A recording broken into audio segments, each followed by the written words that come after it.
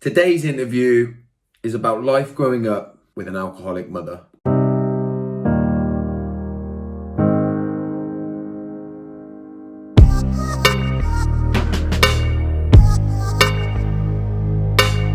Welcome back to Irrepressible, ordinary people with extraordinary resilience. And in today's episode, I'm speaking to Jen, and I'm really excited to share this episode with you because Jen shares with incredible courage and bravery and honesty about life growing up with an alcoholic mother.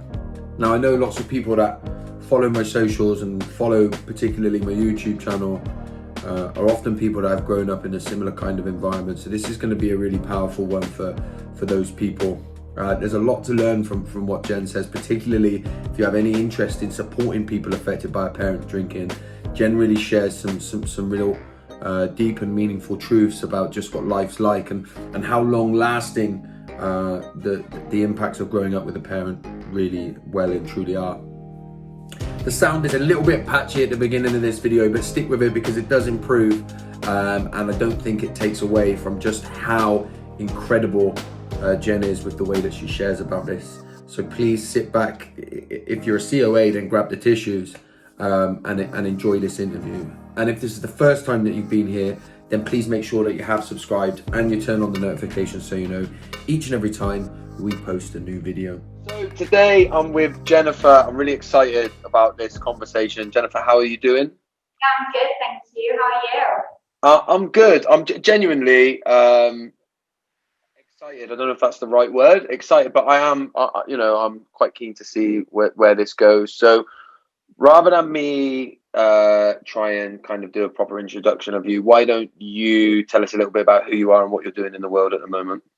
Yeah, so I am currently living in Reading, so I relocated from Liverpool. I'm originally from there, and I work as a learning development consultant for a recruitment company. And yeah, I just started training with Nacoa, which has been incredible. I'm on like week 2 now, so I've just learned. I thought I knew everything, but didn't. Yeah. So much more. And yeah, that's pretty much. I'm a massive bake. I just bake off being on at the moment. It's just brilliant. Yeah. And yeah, that's what I do. That's who I am. Amazing. I didn't know you was in Reading, so you're like literally just up the road from me. I didn't know that. I really. Who are you? So I'm in a place called Wootton Bassett, which is near Swindon. So, Oh, Swindon. Okay. Yeah. Nice. yeah. So you're just at the road. I assumed you were in Liverpool. So good. No, look, it's interesting that you say that about the Nacoa training as well, because I think a lot of people come in, thinking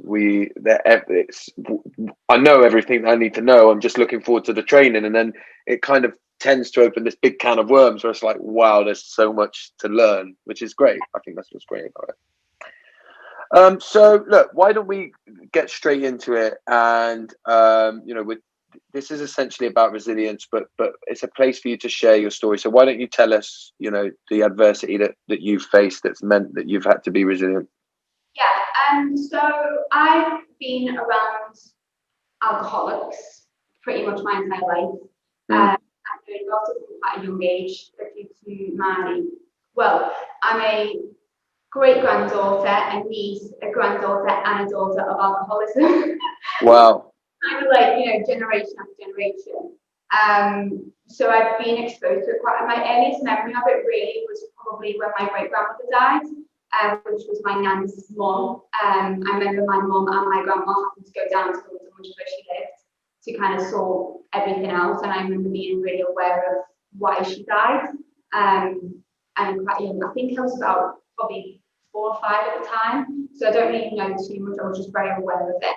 And then from that, I was then aware that my uncle who lived with her, or my second uncle, my nan's brother, basically, I also knew he was an alcoholic as well, and he was into drugs, and he had a massive addiction issue.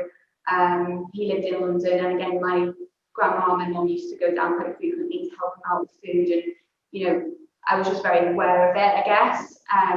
My grandma ran a pub, so yeah, I used to go, to see after school. I used to go basically go and wait for her, and she used to take me home every day. And unfortunately, she ended up dying because she was an alcoholic. And then my mum has been alcoholic pretty much my entire life. So yeah, just it's been kind of the norm for me basically, and you know, my entire childhood and going into adulthood as well. Mm. Me myself, I think have got a very difficult relationship with alcohol. I decided to go teetotal 4 years ago. I was never a big drinker, but I didn't really like who I was when I drank. And I wasn't anyone horrible or nasty. I was always constantly told growing up, oh, you're just like your mum. Mm. Really hated it. It was like, so it was like someone really giving me an insult. Mm. I couldn't bear it anymore. So I just said, well, forget about it then. I'm not going to be like that. I think the tipping point for me was when my grandma died and we were leaving the hospital and my mum was drunk. And she pushed me out the door and said, "This is your fault." Wow. What, that your nan had passed away? She said it was your fault. Wow. How old were you? 26. And I was like, oh, okay, because my mum's blamed me for her drinking my entire life. The reason she drinks is because of me, and I've always been told that. So that was for me was kind of like, I need to get myself out of this situation. I need to leave or move or do something. And I spent a lot of time with my grandparents, and I remember always being in their company and always being with them. So for me, my grandma was more of a mother figure as I got older. So it was that losing her was traumatic enough, but then to be blamed for the reason why she died was just awful. And my nan she was a secret alcoholic. Right. I didn't know she drank until she died, basically, and seeing that process of what a body goes through when they're in their final hours, you know, through alcohol, was just horrendous. I just didn't want to put that in my body anymore and be around it anymore. So, yeah. So that. Well, and have you stayed teetotal since then? So it's been 4 years. Yeah, so I've occasionally had a drink like of Baileys on Christmas Eve. Yeah. Myself, but I'm so riddled with guilt when I drink. I come out, I feel like I go really hot and just really uncomfortable, like being like drink. It just makes me feel really just uneasy. So I try not to. But it was something that I picked up on the Nacoa training. It's such a thing for celebration. You know, if someone gets married or has a baby or, you know, whatever happens, promotion, new job, it's like, oh, let's crack open a bottle of whatever. And I work in recruitment as well. So health environments is just this constant alcohol everywhere. So it's quite difficult. And again, it's always being judged about why don't you drink and boring. And I always felt like I had to go the extra mile on nights out to show that I'm not boring and I don't need alcohol. And I was always pushing myself and putting myself in really uncomfortable situations just to prove a point that I'm not boring because I don't want to drink. Yeah, I really relate to that actually, and I don't think I've ever heard anybody articulate that need when you're out. Certainly when I first stopped drinking, I really felt that pressure when I was out to show people that I'm still fun even though I don't drink. I really remember that pressure. When you were growing up, you said that it was always been normal for you, right, to have alcoholics in your life and drinking in that way. Was there a moment in your childhood where you sort of began to see that normality was not normal, if you know what I mean? Yeah, I think it was. I always remember my 13th birthday. I know it was a long time ago. I won't tell you how long. But I always remember my 13th birthday, and it was where I lived, there was it's quite funny. So we had my parents' house, then we had my nan and granddad's house, and then we had my best friend's house, and we all grew up together. We've been there for my entire life, and we all had a very close relationship. And there was always a night, Friday night came around and everyone was in each other's houses, the whiskey, the gin, the bar. It was just such a normal thing, the parties. And then I came to 13 and I thought, I want a birthday party, and that's what I want. I don't want any presents, I just want a party with all my friends. And my dad was brilliant because he blew up all the airbeds, and there was a foot pump back then, there wasn't electric pumps. So bless him, he put all these airbags up. But I remember my mum getting really drunk, and I remember my friends the next, like the week after in school, they were like really questioning it. I was like, I don't know what you mean, like she was fine, and they were like, yeah, but like she was really drunk, and she said something that she said something to one of my friends that she was really ill, and that she was terminally ill, basically. She lied and said to one of my friends that she had this disease, and I was like, why would she say that? Like that's like I don't understand. And it really caused a rift with my relationship with the friends, because I was basically saying, well, you're lying, like she didn't say that. And that's when I started to think, actually, is there something wrong? Like, why would she say that? And why would she feel like that was okay to be lying and cause rifts? And it started becoming really apparent then to me, and over the coming years, my friends stopped coming over, and then I just didn't want to invite people over because of the situation. The Friday with neighbours, I didn't want to go in. I started becoming a bit withdrawn and not wanting to go over there. Or, when I was getting a bit older, I started saying, well, I'll go somewhere else and I'll go out, and you go and you go into what you want to do.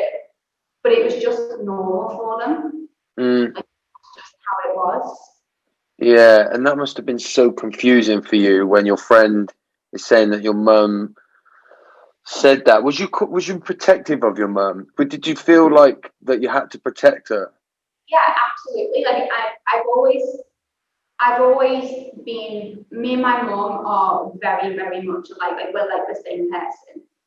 It's we look alike. We've got the same mannerisms. We're very, very similar. And it was really difficult to understand why she would lie like that. It's such a big lie, and also to put me in a situation where that can ruin my friendships. And high school is really challenging for any teenager, to make friends. And I was popular in school, and I was bullied quite a lot in school. But I never really thought, so I always struggled to make a good group of friends. So it was really hard. Why did she put me in that situation? Why does she feel the need to do that? And then it started getting head started getting progressively less. Yeah. And is your mum still with us now? Yeah, she's still alive. She's and still drinking, yeah? Yeah. And how's your relationship with her now? Possibly like it's more of an agreement. Because my parents are still together. And my dad is very codependent. I now know what it is from the training. I know what it is now. I can actually categorize him into that. He brushes a lot under the carpet. He dotes on her, and he will do pretty much anything for her, regardless of the impact on me. Yeah, and how do you deal with that? Because like from the outside looking in, right, and like I don't know you that well, but you seemed like very like together, right? You seem, and look, I'm sure that there's certain ways that we portray ourselves and stuff like that, but I feel like in spite of just and you've only really told me a small amount, I feel like it certainly comes across like you deal with that well, right? So particularly now, to have not, to have had the much better relationship. I know you called it a difficult relationship, but your relationship with alcohol now in the way that it is, right? In that you don't drink, have your Baileys and that at Christmas. What? How have you done that? How have you managed to carve yourself a life in the way that you have, that's not an alcoholic one for a start? Well, I think when I was 16, I had a big decision to make whether to stay on and go to sixth form or whether to go and work. And over summer, my grandparents in particular were extremely hard workers. They worked really, really hard. Their work ethic was insane. And I really admired that. And I just wanted to do the same, basically. So from 16, my very first job was door-to-door selling. Wow. 16 selling Empower, basically, making Yeah. people switch over their gas. And then I got a job at Bush stores and customer service. It was just something that was just in me. I just loved it. I loved meeting new people, and I think meeting certain people in the workplace as well really made me realise that my situation was not a good situation to be in. And I just honestly worked. I've probably worked in every retail job department in the country, and I've worked in most bars. I've had 3-4 jobs at any one time. It was just an escape to not be at home. I stayed out when I could. I just worked, but in a good way, because my work ethic is brilliant. Not to flip my own boat, but I love working, and I always have. And I think that was the biggest thing for me to do. Is the best thing for me to do was to just work and just, block it out, basically. Yeah. And I think that when when your parent is that way, right? What else can you do other than block it out? And I think it's really interesting that you said that we have more of an arrangement than a relationship. I think a lot of people that have had similar experiences to you, that will really resonate in that it becomes that. But is that difficult to say that? Yeah, it is, because it was funny actually when we were on the carer training. It's like, oh yeah, but she's your mom. It's that whole thing. It's like she is my mom, and she always will be. Just through to how I was here, why I'm here. But it's I do it more. I do it more for my dad, I think, because as much as he, I don't think he'd like to admit it, but I think he has supported me. But I think he would always take her side. I don't know if you remember me saying during the training at our wedding, I was very reluctant to invite her to the wedding because I just was so aware of putting her in a situation full of our friends and family and basically free alcohol. I was a bit unsure, as big as daily life, right? And I was like, do I want to spend the whole day worried about where she is, what she's doing, who she's talking to? And my dad basically said, well, if you don't invite her, then I'm not coming. And it was like, okay, well, I have no option. So it's challenging, and it's extremely difficult to deal with. And I've suffered with eating disorders. I've suffered with with all sorts of things, and it's my mental health is as much as I come across probably well put together. I think there's been occasions when, especially my husband, has seen me completely break down for no reason at all, because of what my experiences and my life experiences.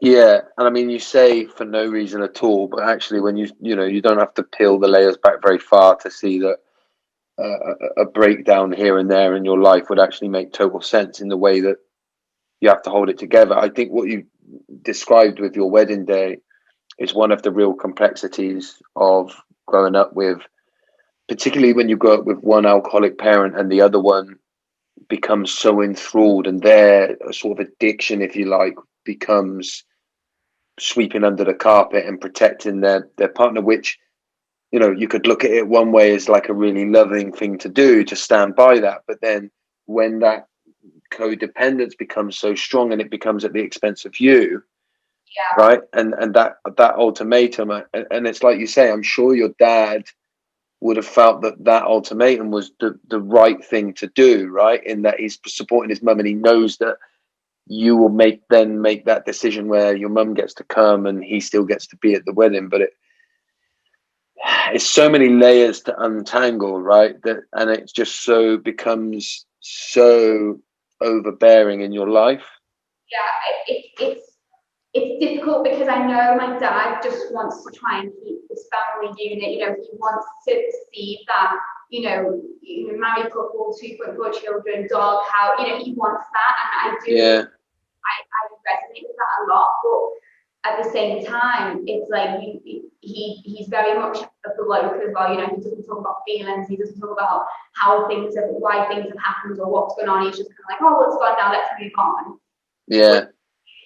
But it's had such an impact on my life and me as a person, and I've gone through so much with my mental health, my eating. Like I've not got it anymore, but I am very particular with my foods. You know, and if my weight fluctuates, I start panicking. There's a lot that has a lot of lasting damage, which I don't think my dad really understands. Yeah. Wants to. Yeah, and I don't think society understands that neither. By the way, I have a terrible relationship with food.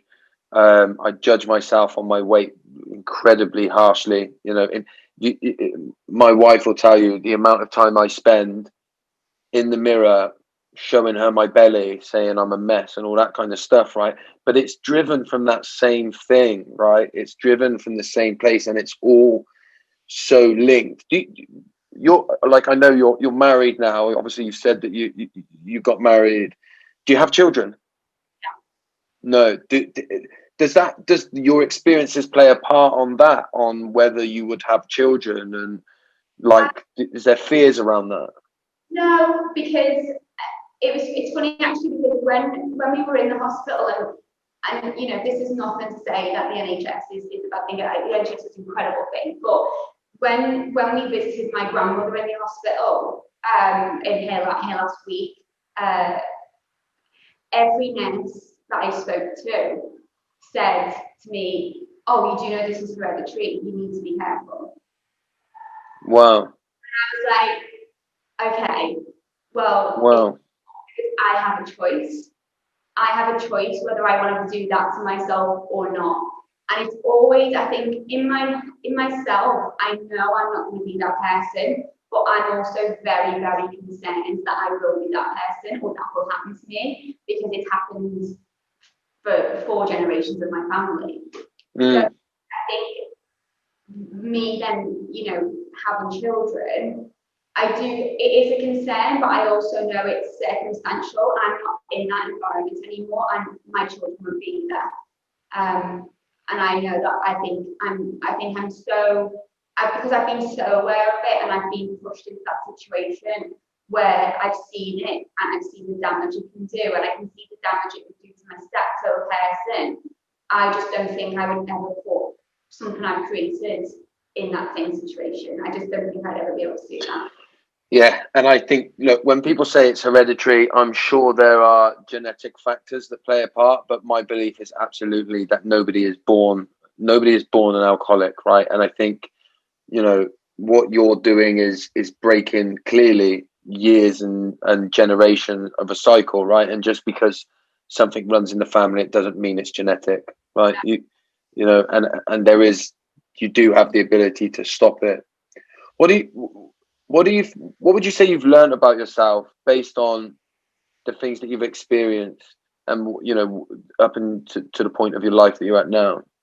I think I'm still massively learning. Like, I think it's funny you said earlier on, when you said you show your white stomach in the mirror, like, you know, there's times where I go, look at me and Ed, we go for a night out, and I will literally have a meltdown. All of my wardrobe will be on the floor, and I would be like crying, and like literally, because I just don't feel like I look like I should do. And I think I've definitely got this episodes like that have slowed down, and they've changed. And my husband is the most incredible man that you could, I think, to me is anyway. And he has been such a support, and he just accepts me for exactly who I am. But I also think I've started to slowly realise that the more I speak about it, the more I'm probably aware that I'm not the only one. Yeah. When I think I thought growing up I was. I didn't think, it went on in a lot of households, and sadly it does. So I think it's okay to be vulnerable, and it's okay to be sad, and it's okay to have issues, but the issues that I have can be fixed. Yeah. And it's so true, because, and this is why I talk a lot in the work that I do about coming away from this idea that it's just the way that I am. Yeah. Like that issue I have of when I look at myself in the mirror, that kind of I never like what I see. I always thought that that's just the way that I am. But then when I start to look at the environment in which I grew up in, which because of my dad's addictions and stuff was very conditional. Yeah, you talk there about when you go out that you like, I don't feel like I look like I should. As children, we should have been taught that you don't need to look like anything, that you are lovable exactly who you are. And when we grew up in the environments that we did, we didn't get that message. Yeah, And no. so we naturally become these adults who think I need to measure up. At 23 years of age, you were told that somebody that you cared deeply about passed away because of you, right? And there's, you don't need to. For me, you don't need to be a rocket scientist to see how, how far that would reach in your life. And I think it's such an important message as well. I asked you what you've learned about yourself, and you said, what it all came back to is that you're not alone. Yeah. And the moment you start talking about this stuff, you start to realize that the stuff that you think keeps you alone in this world attaches you to so many people, and we're all kind of dealing with similar stuff from the environments that we've grown up in. Yeah, I think if you look at my family, I think I'm definitely black sheep. A couple of my family members used to, and this is probably not really funny, but a couple of my family members used to nickname me Meg from Family Guy. Oh, really? Yeah. And I was like, right, okay, well, I don't belong here. It was that's how I felt quite a lot of the time. Yeah, and that's like, I think sometimes, by the way, we have to use a bit of humor, otherwise we'd cry, right? Because some of the stuff that we've experienced, but even that's like really far-reaching, right? In your life when you're being fed those messages, right? And you're consistently fed those messages, which can all be traced back to, in and of myself, I'm not lovable. I need to be something. I need to change or be something else, right, to be accepted. And it's. And my experience is the same, like with my wife as well, to have met somebody who, behind everything, loves me no matter what. And you think, and that was like, felt an alien concept to me. I remember when we first got together, my favorite line was, "Are you going to leave?" We'd have an argument, and the next day I'd be like, "Are you leaving?" And she'd be like, "Why would I leave?" Right? But that was the story, the narrative that I told myself, that this is what happens, right? But that's as well. So I say to my husband now, I'm like, "Oh, you're not going to leave me?" Or he's like, "Why would you say that? Like, stop saying that." And I'm like, "Yeah, but just don't leave me." And he's like, "I don't understand why you keep asking me that question." And he's getting really frustrated with me, and I'm like, "I can't help it. I'm so sorry." Yeah. And because it becomes ingrained in us. I used to say the same thing to my wife. Is this it now? And she'd be like, "How have you got here?" Like we had a discussion about, I don't know, something that went on TV, and like it became massive to me. But because I never knew how to kind of rekindle those disagreements and fallout, I never learned that stuff. When I was younger. I want to ask you a question, because I'm sort of a little bit conscious of time, but if you could go back now, right, and speak to that 13-year-old that went to school the next day and had to deal with what your friend told you about your mum, right, and you could speak to that child that you was, what would you say to her? I would say it's going to be okay. Yeah.